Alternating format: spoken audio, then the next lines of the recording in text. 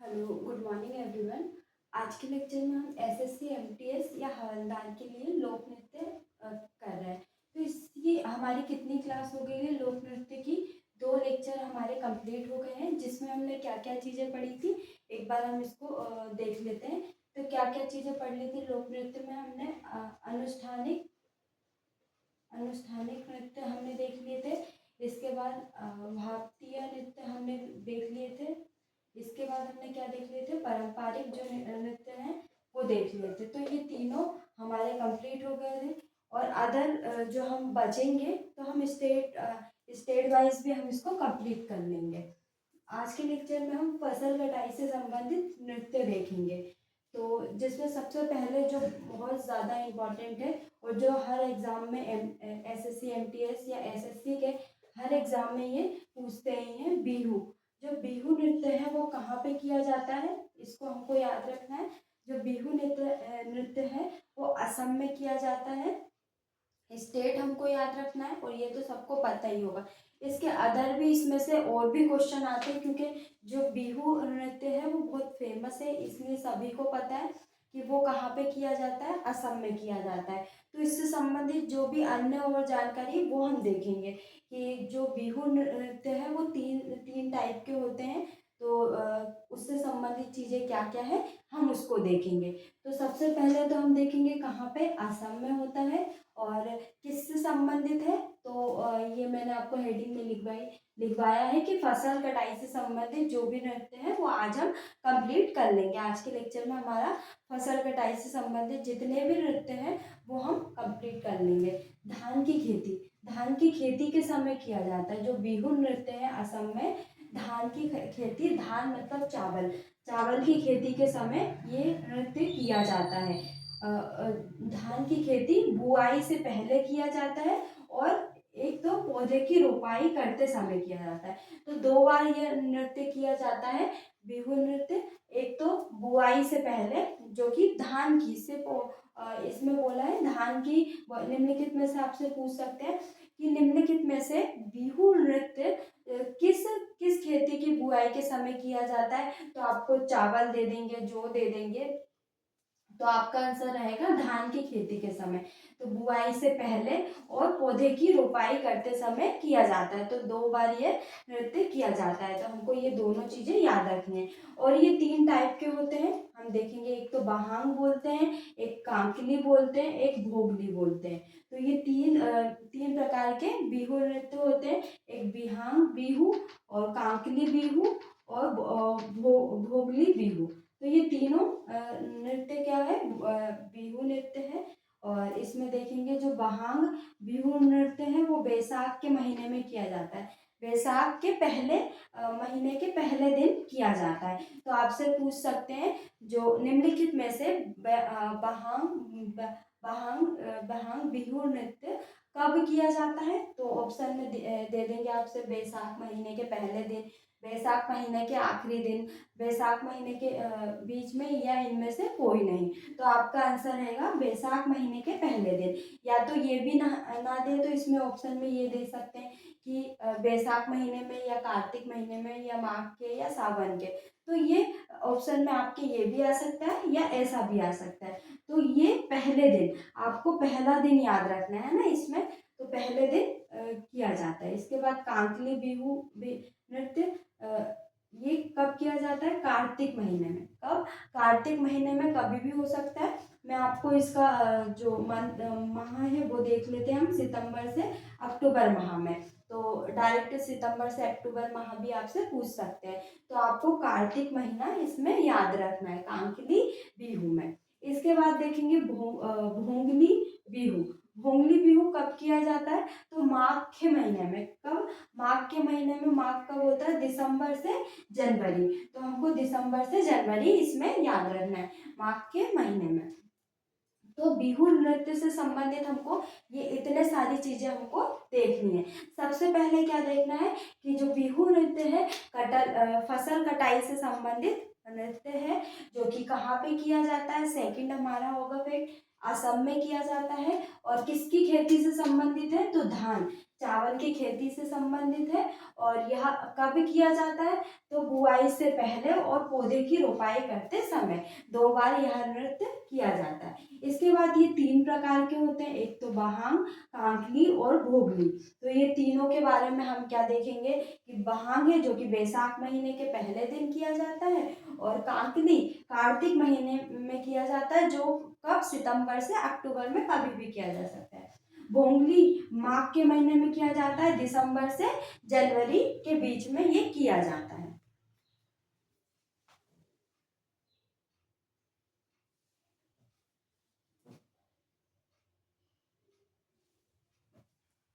इसके बाद हम नेक्स्ट नृत्य देखेंगे फसल कटाई से सरहुल। सरहुल जो नृत्य है वो बहुत ज़्यादा इम्पॉर्टेंट है, ये भी आपसे पूछ सकते हैं। क्योंकि जो सरहुल नृत्य है वो 2 राज्यों में किया जाता है मुख्य रूप से। देखें तो एक तो छत्तीसगढ़ में किया जाता है सरहुल, और एक मध्य प्रदेश में। तो सरहुल दो स्थानों पे किया जाता है फसल कटाई के समय। फसल कटाई के समय सरहुल जो नृत्य है वो कौन सी जनजाति करती है? उराव जनजाति। उराव जनजाति मध्य प्रदेश में भी पाई जाती है, कम स्थान पे पाई जाती है, पर मध्य प्रदेश में भी इसका संकेंद्रण है। और छत्तीसगढ़ में विशेषकर, अगर हम ऑप्शन में छत्तीसगढ़ आता है तो हमारा आंसर छत्तीसगढ़ होगा। क्योंकि उराव जनजाति जो है वो ज़्यादा कहाँ पे पाई जाती है? छत्तीसगढ़ में। उराव जनजाति मध्य प्रदेश में तो कम ही पाई जाती है, पर हम दोनों स्टेट का लेकर चलेंगे कि जो सरहुल नृत्य है वो 2 राज्यों में किया जाता है, एक तो छत्तीसगढ़ में और दूसरा मध्य प्रदेश में। और किससे? फसल कटाई से संबंधित है। तो सरहुल नृत्य में हमको क्या याद रखना है? एक तो फसल कटाई से संबंधित नृत्य, और दूसरा उराव जनजाति के द्वारा किया जाता है ये। और कहाँ पर? छत्तीसगढ़ व मध्य प्रदेश में। इसमें हमारा एक फैक्ट और कंप्लीट हो गया कि जो उराव जनजाति है वो कहाँ पे पाई जाती है? छत्तीसगढ़ में पाई जाती है। तो ये 2 हमने नृत्य कंप्लीट कर लिए। इसके बाद परब। परब परब कहाँ पे किया जाता है? फसल कटाई के समय छत्तीसगढ़ में किया जाने वाला नृत्य है। और ये घुरवा जनजाति के द्वारा किया जाता है। इसमें भी हमको क्या एक फैक्ट और मिला जनजाति से संबंधित, कि जो घुरवा जनजाति है वो कहाँ पे पाई जाती है? तो छत्तीसगढ़ में पाई जाती है। तो इसमें पर्व में हमको क्या याद रखना है? एक तो क्या फसल कटाई से संबंधित नृत्य है, और कहाँ पर किया जाता है? छत्तीसगढ़ में किया जाता है। और किस जनजाति के द्वारा? घुरवा जनजाति के द्वारा ये किया जाता है। इसके बाद देखेंगे सेला रीना नृत्य। सेला रीना जो कि फसल कटाई से संबंधित नृत्य है, कहाँ पे? ये भी छत्तीसगढ़ में किया जाता है। और विशेषकर 2 नाम है, जैसे सेला है तो सेला नौजवानों के द्वारा किया जाता है, और जो रीना नृत्य है वो क्या किया जाता है? लड़कियों के द्वारा, जो वहाँ की जैसे हम 12 से 16 वर्ष इसमें ले सकते हैं। तो सेला और रीना ये 2 नृत्य है जो कि फसल कटाई से संबंधित नृत्य है। इसमें हम सेला देखेंगे नौजवान, और रीना लड़कियों के द्वारा। इसके बाद देखेंगे भोजाली। भोजाली नृत्य जो कि छत्तीसगढ़ में किया जाता है। तो ये भी नृत्य कहाँ पे किया जाता है? छत्तीसगढ़ में।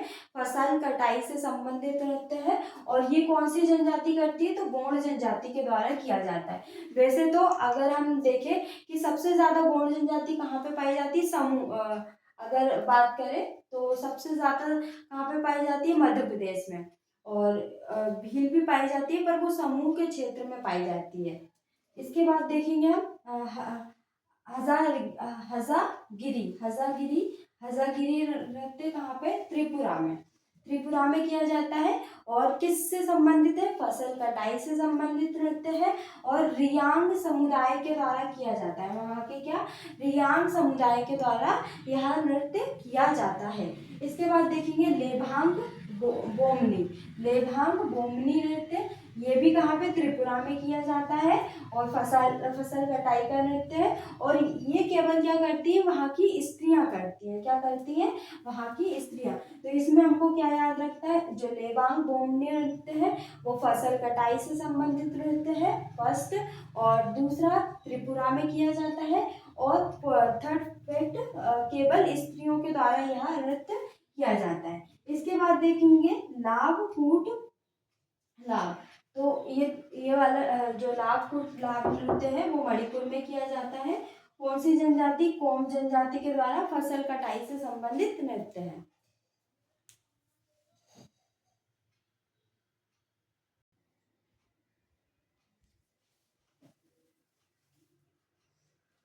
इसके बाद हम देखेंगे लाभकुट लाभ। तो ये कहाँ पे किया जाता है? मणिपुर में किया जाता है। कौन सी जनजाति? कोम जनजाति के द्वारा किया जाता है। और कब? फसल कटाई के समय यह नृत्य किया जाता है ना। तो इसमें हमको क्या याद रखना है? लाभ कूट लाभ नृत्य, सबसे पहले पहला फैक्ट फसल कटाई से संबंधित नृत्य है, दूसरा मणिपुर में किया जाता है और कोम जनजाति के द्वारा। तो इसमें हमारा एक फैक्ट और कंप्लीट हो गया। जो जनजाति से संबंधित जो मणिपुर में है वहाँ पे कौन सी जनजाति निवास करती है? तो कोम जनजाति वहाँ पे निवास करती है। अब हम इसको एक बार और देख लेते हैं और कुछ नृत्य हमारे और बचे हैं फसल कटाई से संबंधित, तो उसको और हम देख लेते हैं। तो ये हमारे फसल कटाई से संबंधित जितने भी नृत्य हैं वो हमारे कंप्लीट हो जाएंगे। तो हमारे ये 4 नृत्य कंप्लीट हो जाएंगे। एक तो अनुष्ठानिक हो गया, भारतीय नृत्य भी कंप्लीट हो गया, पारंपरिक नृत्य भी हो गया और फसल कटाई से संबंधित नृत्य भी आज हमारे कंप्लीट हो जाएंगे।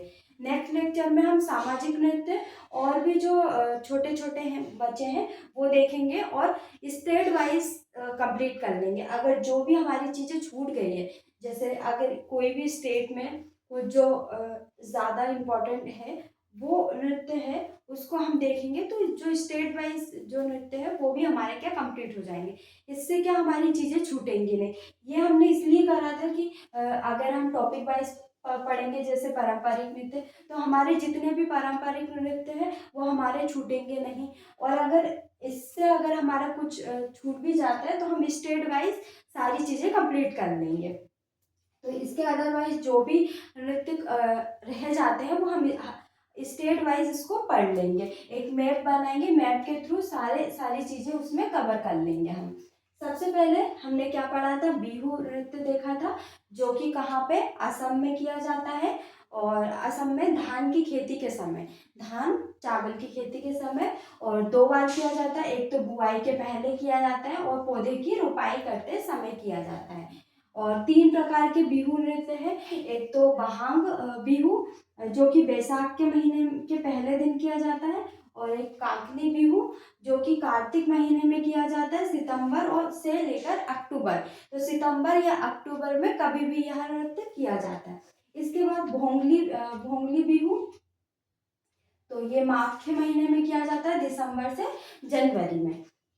ये हो गया हमारा बिहू कंप्लीट हो गया। इसके बाद सरहुल। तो सरहुल कहाँ पे? छत्तीसगढ़ और मध्य प्रदेश 2 स्टेटों में ये किया जाता है। और कौन सी जनजाति करती है? उराव जनजाति फसल कटाई के समय यह नृत्य करती है सरहुल। इसके बाद परब भी कहाँ पे हमारा? छत्तीसगढ़ में किया जाता है और घुरवा जनजाति के द्वारा यह नृत्य किया जाता है, फसल कटाई से संबंधित नृत्य है। इसके बाद सेला और रीना। तो सेला रीना ये भी कहाँ पे? छत्तीसगढ़ में किया जाता है, फसल कटाई से संबंधित। और जो सेला है वो मुख्य रूप से नौजवानों के द्वारा और रीना लड़कियों के द्वारा। इसके बाद भोजाली, ये भी छत्तीसगढ़ में किया जाता है और विशेषकर गोंड जनजाति के द्वारा यहाँ नृत्य किया जाता है। और हसागिरी जो कि कहाँ पे त्रिपुरा में किया जाता है। रियांग समुदाय या रियांग जनजाति के द्वारा त्रिपुरा में फसल कटाई से संबंधित नृत्य है। इसके बाद देखेंगे लेबांग बोमनी, ये भी त्रिपुरा में किया जाता है, पर यह क्या केवल स्त्रियों के द्वारा किया जाता है फसल कटाई के समय। इसके बाद देखेंगे लाप जो कि मणिपुर में किया जाता है कोम जनजाति के द्वारा। कौन सी? कोम जनजाति के द्वारा किया जाता है फसल कटाई के समय।